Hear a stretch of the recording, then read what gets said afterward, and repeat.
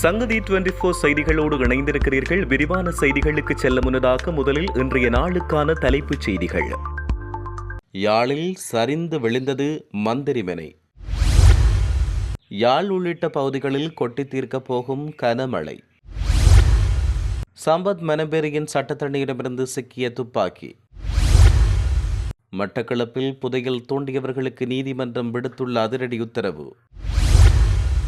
யாழ்ப்பாணத்தில் அதிரடியாக கைது செய்யப்பட்ட சந்தேக நபர் வெளியானது பின்னணி காரணம்.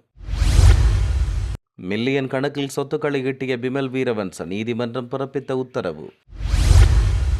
யாழ்ப்பாண பண்ணை பகுதியில் எல்லை கற்களை அகற்றுங்கள், யாழ் மாவட்ட செயலாளர் உத்தரவு. செம்மணி மனித புதைகுழிக்காக குரல் கொடுத்த அமெரிக்க காங்கிரசின் உறுப்பினர். நாமல் ராஜபக்ஷவின் சொத்து மதிப்பு தங்க நகைகள் மட்டும் 100 மில்லியன் ரூபாய். தொடர்வன விரிவான செய்திகள். சங்கிலிய மன்னனின் மந்திரிமனையை கடந்த 14 வருடங்களுக்கு மேலாக பாதுகாக்க நடவடிக்கை எடுத்தும் பலனளிக்கவில்லை என தொல்லியல் திணைக்களம் தெரிவித்துள்ளது. மந்திரிமனையை புனரமைக்க தாம் முயற்சித்த போதிலும் அதற்கு தனிநபர் தடையாக உள்ளதாக தொல்லியல் திணைக்களம் குறிப்பிட்டுள்ளது.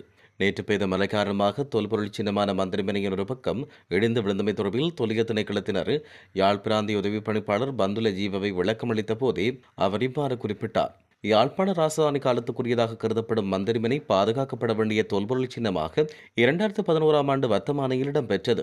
அதைத் தொடர்ந்து மந்திரிமனையை பாதுகாக்கவும் அதை புனரமைக்கவும் பல்வேறு முயற்சிகள் முன்னெடுக்கப்பட்டன. ஆனால் அவை எதையும் செய்ய முடியவில்லை என்றும், மந்திரிமனை அமைந்துள்ள காணி தனிநபருக்குரியது, அவருக்கு சொந்தமாக மந்திரிமனை காணப்படுகிறது, அதனால் அவரின் அனுமதியின்றி தொல்லியல் திணைக்களத்தால் எவ்வித நடவடிக்கையும் எடுக்க முடியாது என்றும் தெரிவிக்கப்பட்டுள்ளது. நாட்டின் பல இடங்களில் 1 மணிக்கு பின்னர் இடியுடன் கூடிய மழை பெய்யக்கூடும் என வளிமண்டலவியல் திணைக்களம் எதிர்வு கூறியுள்ளது. வளிமண்டலவியல் திணைக்களம் இன்று வெளியிட்டுள்ள அறிக்கையில் இதனை தெரிவித்துள்ளது. மேல் சப்ரகமுவ, மத்திய, வடமேல் மற்றும் வடக்கு மாகாணங்களிலும் காலி மற்றும் மாத்தறை மாவட்டங்களிலும் அவ்வப்போது மழையோ அல்லது இடியுடன் கூடிய மழையோ பெய்யக்கூடிய சாத்தியம் காணப்படுகிறது. மேல் மற்றும் சப்ரகமுவ மாகாணங்களிலும் காலி மற்றும் மாத்தறை மாவட்டங்களின் சில இடங்களில் 75 மில்லிமீட்டருக்கும் அதிகமான பலத்த மழை எதிர்பார்க்கப்படுகிறது. நாட்டின் ஏனைய பிராந்தியங்களில் பல இடங்களில் பிற்பகல் 1 மணிக்கு பின்னர் மழையோ அல்லது இடியுடன் கூடிய மழையோ பெய்யக்கூடும். இடியுடன் கூடிய மழை பெய்யும் போது அந்த பிரதேசங்களில் தற்காலிக பலத்த காற்றை வீசக்கூடிய சந்தர்ப்பம் இருப்பதால் மின்னல் தாக்கங்களால் ஏற்படக்கூடிய பாதிப்புகளை குறைத்துக் கொள்ள தேவையான முன்னெச்சரிக்கை நடவடிக்கைகளை எடுத்துக் கொள்ளுமாறு பொதுமக்கள் அறிவுறுத்தப்பட்டுள்ளனர். இதேவேளை யாழ்ப்பாணத்தில் நேற்று பெய்த கனமழை காரணமாக தொல்பொருள் சின்னமான மந்திரிமனையின் ஒரு பக்கம் இடிந்து விழுந்துள்ளது. யாழ்ப்பாண ராசதானி காலத்துக்குரியதாக கருதப்படும் மந்திரிமனை பாதுகாக்கப்பட வேண்டிய தொல்பொருள் சின்னமாக 2011ஆம் ஆண்டு வர்த்தமானியில் அறிவிக்கப்பட்டுள்ளமையும் குறிப்பிடத்தக்கது.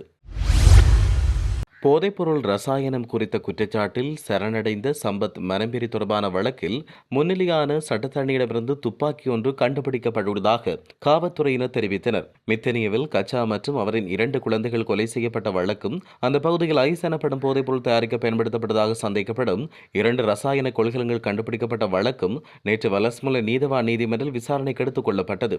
அதன்பொழுது மேற்கு வடக்கு குற்றப்பிரிவின் காவல் உள்ள பெக்கோ சமன் மற்றும் தம்பரி லெஹர் ஆகியோரும் நீதிமன்றத்தில் முற்படுத்த விருந்ததால் நீதிமன்ற வளாகம் பலத்த பாதுகாப்புடன் சூழப்பட்டது. அத்துடன் நீதிமன்றத்துக்கு வந்த சட்டத்தரணிகள் உட்பட அனைவரும் கடுமையான சோதனைக்குட்படுத்தப்பட்டனர். அந்த நேரத்தில் ஒரு சட்டத்தரணியின் காரில் பிஸ்டல் வகை துப்பாக்கி ஒன்று, 15 தோட்டாக்கள் நிரம்பிய மெகசின் மற்றும் மேலதிக 5 உயிர் தோட்டாக்கள் கண்டுபிடிக்கப்பட்டன. விசாரணைகளில் அந்த துப்பாக்கி சட்டப்பூர்வமாக சட்டத்தரணிக்கு வழங்கப்பட்டதாக கண்டறியப்பட்டுள்ளது.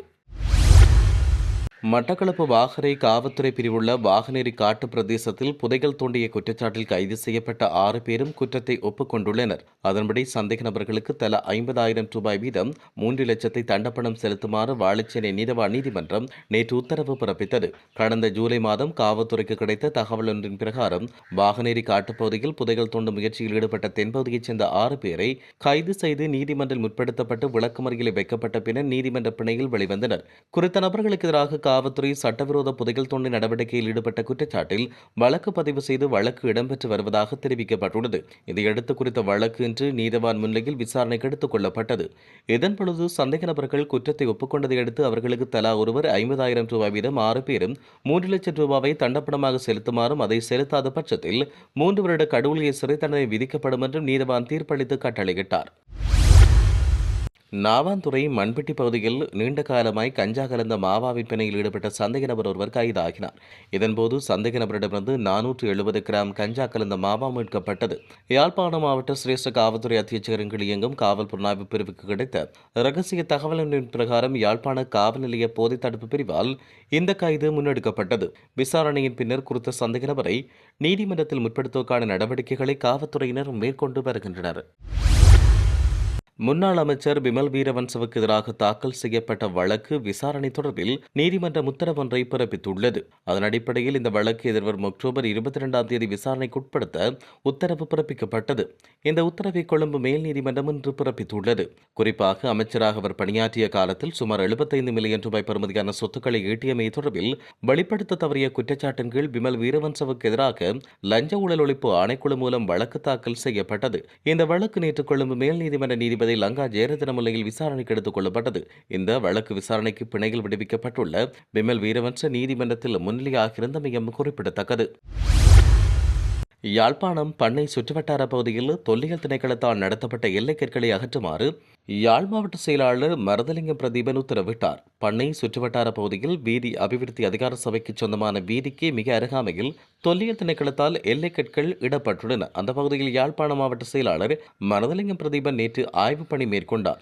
இதன்போது தொல்லியல் திணைக்களத்தின் உதவி பணிப்பாளர் பந்துல ஜீவ சம்பத் இடத்துக்கு அழைக்கப்பட்டு தொல்லியல் திணைக்களத்தால் அமைக்கப்பட்ட 48 எல்லைக்கற்களாலும் வீதி விபத்து ஏற்படும் ஆபத்துள்ளதாக சுட்டிக்காட்டினார்.